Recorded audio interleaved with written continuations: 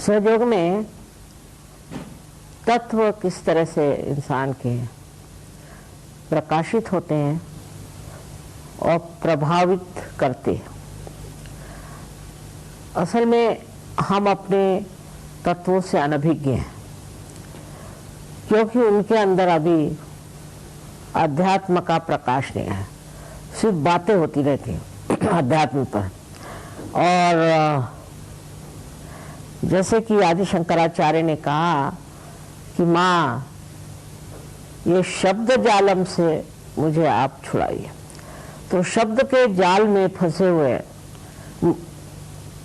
जो साधक होते वो भी उसी में बहते रहते, और अगर उनके कोई गुरु मिल जाए तो फिर तो उनका बचना बड़ा मुश्किल, क्योंकि वो उनको कहेंगे कि चलो तुम ये जप करो, नहीं तो पदयात्रा करो, सर के बल खड़े हो जाओ।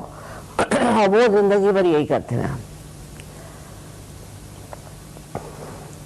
असल में अपने अंदर जो हम कहते हैं कि धर्म आना चाहिए, भारत में कम से कम लोग मानते हैं कि हमें धार्मिक होना चाहिए, मानते हैं।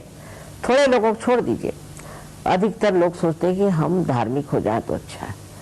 अब धार्मिक होने के लिए हमारे अंदर धर्म जागृत होना चाहिए, लेकिन हम बाह्य के धर्मों में फंस जाएं तो वो धर्म फिर जागृत नहीं हो सकता। जैसे सवेरे से शाम तक ये करो, वो करो, वो करो, वो करो, भगवान के नाम पर उपास करो और तपस्या करो और पता नहीं दुनिया भर की चीजें। लेकिन कुंडलिनी आपकी माँ है, आपकी अपनी वैयक्तिक इंडिविजुअल माँ है। वो आपके अंदर शक्ति बनाए हुए बैठी हुई है और वही सारा कार्य करेगी। तो जब आपके अंदर जागृति आती है तो वो हरेक चक्रों में से गुजरती है। जब वो हरेक चक्रों में से गुजरती है तो उन चक्रों को वो पहले तो समग्र करती है, इंटीग्रेशन आता है, और उन चक्रों को प्लावित करती है, जिससे कहना चाहिए कि नर्चर करती है, और उससे वो चक्र जो है वो प्रसारित हो जाते हैं, अनेक कार्यों करती है। और सबसे बड़ी बात यह कि जब वो ब्रह्मरंध्र को छेद कर और चारों तरफ फैली हुई इस पावन शक्ति से एकाकारिता प्राप्त करती है, तब वो सारी शक्ति अपने शरीर के अंदर दौड़ने लग जाती है।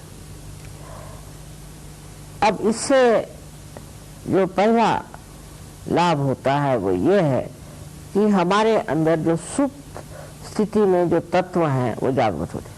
अच्छा समझ लीजिए, अगर एक आदमी में ये तत्व है कि वो बड़ा भारी देशभक्त है, बहुत बड़ा, अब बड़ा देशभक्त है और देश के लिए ये करना चाहता है, देश के लिए वो करना चाहता है। कभी कभी इस तरह की बातें जो करते हैं वो ये नहीं जानते कि देशभक्ति ही सब कुछ नहीं। अगर आप देशभक्ति में बह गए तो न जाने क्या कर दें। और आप किसी भी एक चीज को सोच लें कि यही हमारा परम कर्तव्य है, एक चीज को, तो आपका एक ही तत्व बढ़ेगा और उससे बाकी के तत्व जो हैं वो खत्म हो जाएंगे। अब जैसे एक आदमी है, वो ये कि मेरे दफ्तर मुझे बहुत संभालना है, तो वो अपनी बीवी को बिल्कुल ही छोड़ देगा, बच्चों का ख्याल ही नहीं करने वाला, और चाहेगा कि मेरी जिंदगी जो है वो मेरी अपनी है, मैं जैसा रखूं। तो आपने शादी क्यों करी? आपके बाल बच्चे क्यों हुए हैं? उनको भी कुछ देना चाहिए, उनको भी संभालना। तो जिसको कहना चाहिए कि सर्वांगीण उन्नति जब होती है मनुष्य की, तो वो किसी भी चीज को निग्लेक्ट नहीं करता, किसी भी चीज की वो छोड़ता नहीं। जैसे कि पति है उनको भी देखें, बच्चे हैं उनको भी देखेंगे, और उनके रिश्तेदार हैं उनको भी देखेंगे, और जितने भी लोग हैं सबको वो एक समझेंगे।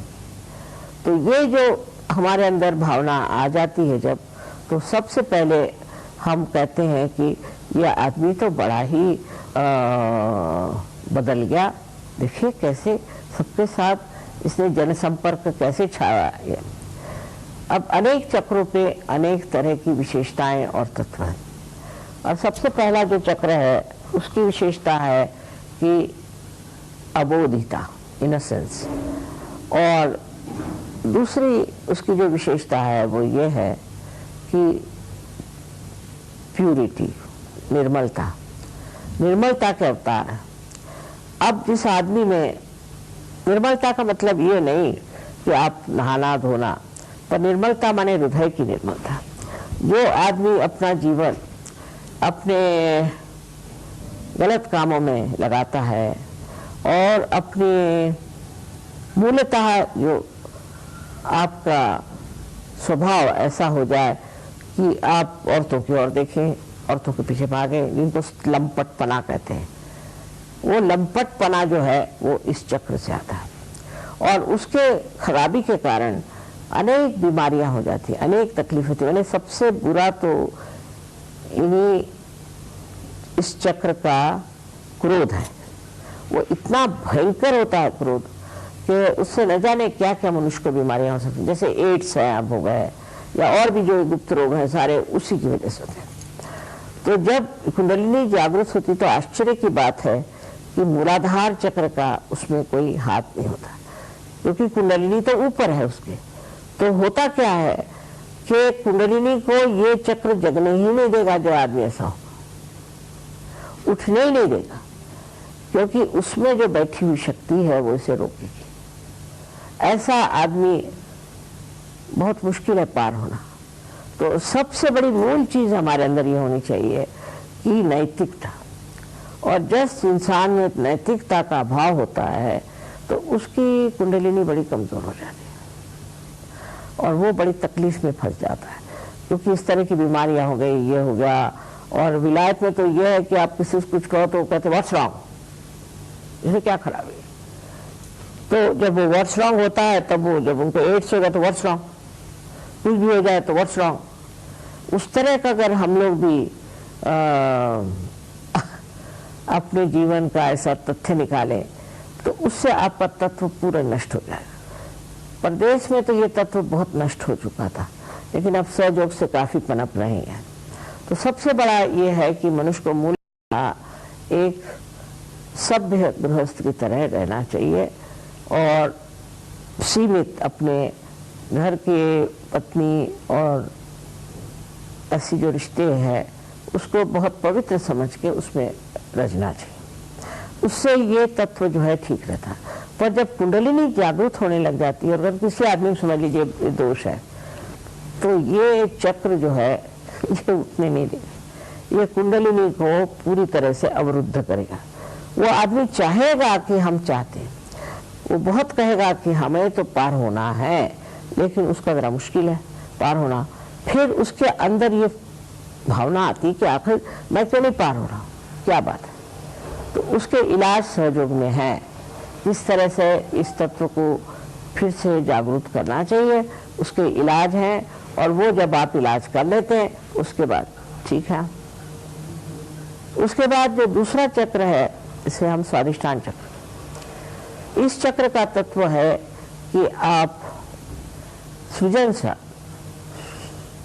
सृजनशाली हो जाते हैं, आपके सृजनता बहुत बढ़ जाती है। ऐसे लोग जिन्होंने कभी एक लाइन भी कविता नहीं लिखी वो काव्य लिखने लग जाते हैं, जिन लोगों ने कभी भाषण नहीं दिया वो बड़े भाषण देने लग जाते हैं, और जिन लोगों ने कभी पेंटिंग नहीं करी, कुछ कला नहीं देखी, वो कलात्मक हो जाते हैं, बहुत सृजन हो जाते हैं। हमारे आर्किटेक्ट्स लोग हैं वो कहाँ से कहाँ पहुँच गए। तो इंसान में सृजनता आ जाती है, क्योंकि वो अपनी सृजनता को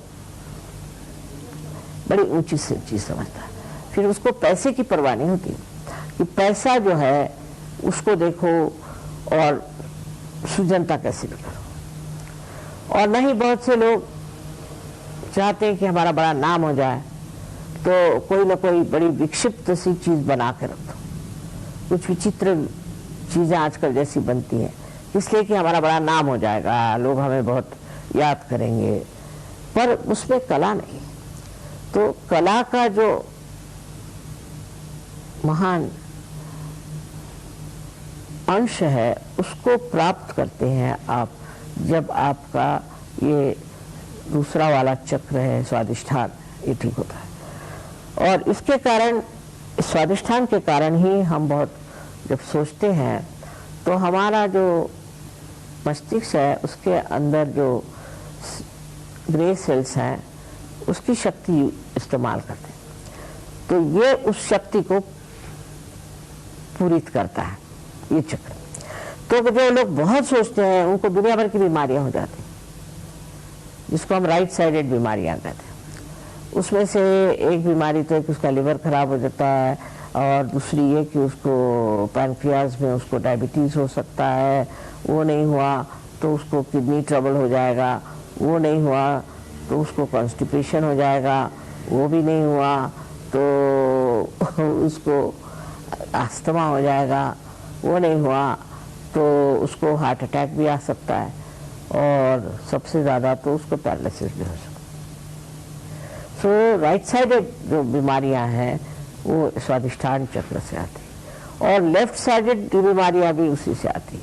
तो बहुत ज़रूरी है कि हमारा स्वादिष्ठान जो है वो अच्छा रहना चाहिए। अब ये किस तरह से स्वादिष्ठान वो कुंडलिनी संभालती है और उसको देती है, कि जब किसी की कुंडलिनी आप जागृत करिए, अगर उसका स्वादिष्ठान चक्र पकड़ा हुआ है तो बराबर पीठ में जहाँ पर स्वादिष्ठान चक्र है आपको ऐसा लगता है जैसे वहाँ कोई हार्ट है कि क्या, ऐसे पूरी तरह से जोरों में स्पंदन होता है, तो आपको पता हो जाता है कि आदमी के राइट स्वादिष्ठान पकड़ा।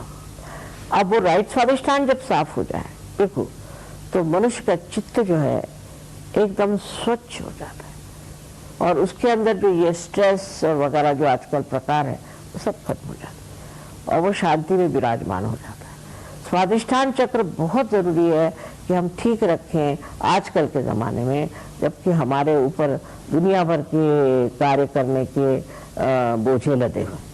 स्वादिष्ठान चक्र को ठीक रखने से मनुष्य कितना भी परेशान हो, कोई भी उसको तकलीफ हो, शांतिपूर्वक उसे देखता है साक्षी स्वरूप, और समझता है कि क्या खराब। और ये स्वादिष्ठान चक्र तो आजकल इतना खराब होता है, उससे इतनी बीमारियां होती, सब कुछ है, पर तो भी स्वादिष्ठान चक्र की कुछ विशेषता है कि कलयुग में ये बहुत ही बेकार है।